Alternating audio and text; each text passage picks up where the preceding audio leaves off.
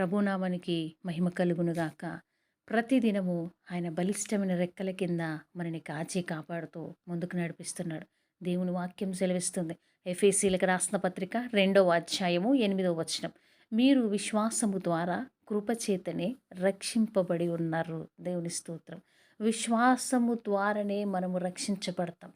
ఏ పరిస్థితులు ఉన్నా, ఎటువంటి స్థితిలో ఉన్నా దేవుని యందు విశ్వాసం ఉంచితే ఖచ్చితంగా మనము బ్లెస్సెడ్గా ముందుకు వెళ్తాం. ఆయన కృప ద్వారానే మనం ఈరోజు రక్షించబడ్డాం.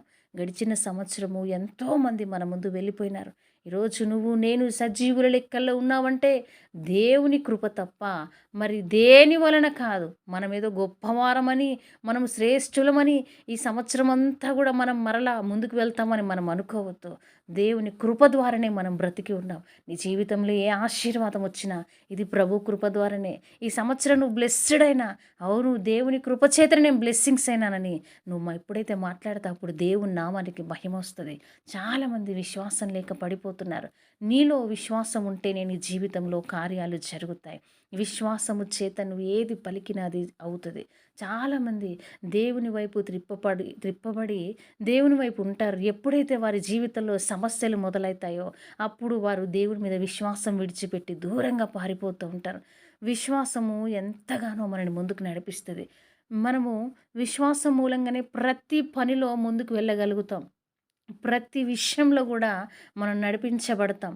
నీ జీవితంలో ఏ బంధకాలు తెగిపోవాలన్నా, ఏ పరిస్థితులు మారాలన్నా నువ్వు దేవుని మీద ఆనుకొని విశ్వాసముతో ఉంటేనే ఆయన కృప చేత నువ్వు రక్షించబడతావు.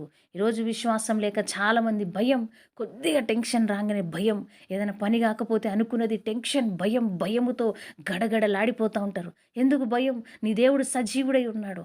నువ్వు నమ్ముకున్న దేవుడు జీవముతోనే ఉన్నాడు. నీ పరిస్థితినైనా చూస్తున్నాడు. నీలో ఉన్న ప్రతి వేదననైనా వింటున్నాడు. నీ టెన్షన్ అంతా దేవునికి తెలీదా? నువ్వు మనిషిని నమ్మలేదు, దేవుణ్ణి నమ్ముకున్నావు. ఆయన సజీవుడై ఉన్నాడు. ఆయనే సహాయం చేస్తాడు. నీలో విశ్వాసం ఉంటే ఖచ్చితంగా ఆయన కృపచేత మనం రక్షించబడతాం. నీ బంధకాలు ఏవైనా కానీ, ఎటువంటి స్థితిలో ఉన్నా కానీ ప్రతిదానికి భయపడుతూ ఉంటారు చాలామంది. నువ్వు ఏ స్థితిలో ఉన్నా విశ్వాసముతో స్ట్రాంగ్గా నిలబడితే ఖచ్చితంగా దేవుని కృపచేత నువ్వు ఆ బంధకం నుంచి విడిపించబడి రక్షించబడతావు. ఇదేదో మన వల్ల జరిగినది కాదు, దేవుని వరమే. నీ జీవితంలో కార్యాలు జరుగుతున్నాయంటే చిన్న బాధ రాగానే పడిపోతావు నువ్వు, చిన్న శ్రమ రాగానే కృంగిపోతూ ఉంటావు నువ్వు. అలాంటి నీ మీద దేవుని కృప ఎలా వచ్చిందంటే ఆయన నిన్ను ప్రేమిస్తున్నాడు కాబట్టి, ఆయన కృప నీ మీద ఉన్నది కాబట్టి ఈరోజు ఆ బంధకాల నుంచి, ఆ శ్రమల నుంచి విడిపించుకొని కొత్త సంవత్సరంలోకి అడుగుపెట్టినావు. 2023లో ఎన్నిసార్లు పడిపోయినావు, ఎన్నిసార్లు దేవునికి దూరంగా వెళ్ళిపోయినావు, ఎన్నిసార్లు విశ్వాసం కోల్పోయి ఏడుస్తూ కృమిలిపోతూ దేవుని దూషించినావు. ప్రియ సహోదరి సహోదరుడా, జ్ఞాపకం చేసుకో. ఎంతగానో నువ్వు దూరపరిచినా ఆయన కృప నీ మీద ఉన్నది కాబట్టి ఈరోజు 2024లో నువ్వు ఆశీర్వాదకరంగా అడుగుపెట్టినావు.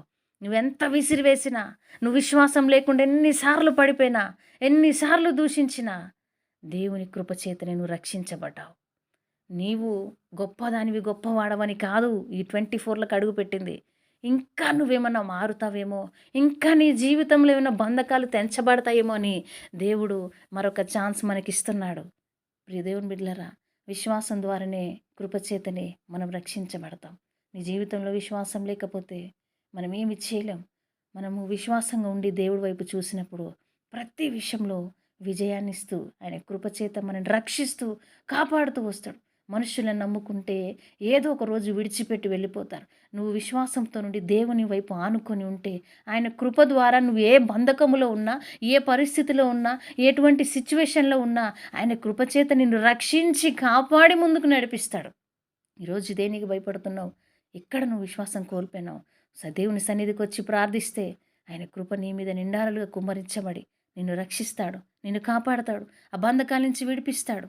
ఆయన నిన్ను అద్భుతంగా ఆశీర్వదిస్తాడు. ఇది దేవుని వరమే, దేవుని కృప ద్వారానే తప్ప దేనివల్ల మనం ఏది కూడా సాధించలేం. కాబట్టి ఆయన కృప మనందరి మీద ఉండే విధంగా ఆయన యందు విశ్వాసం ఉంచి ఆయన కృపచేత మనం రక్షించబడి మనందరం కూడా బ్లెస్సెడ్గా ముందుకు వెళ్తుంగాక. ఆమేన్. తండ్రి నీకు స్తోత్రం చెల్లిస్తున్నాం. అవును తండ్రి, నీ కృప ద్వారానే మేమందరం కూడా ఈ విధంగా ఉన్నాం. ఈ బిడ్డలందరినీ బ్లెస్సెడ్గా ఉంచు. ఎంతమంది వాక్యం వింటున్నారో ఆ బిడ్డలందరినీ దీవించు, ఆశీర్వదించి ముందుకు నడిపించమని యేసు నామములో అడుగుచున్నాం తండ్రి. ఆమేన్.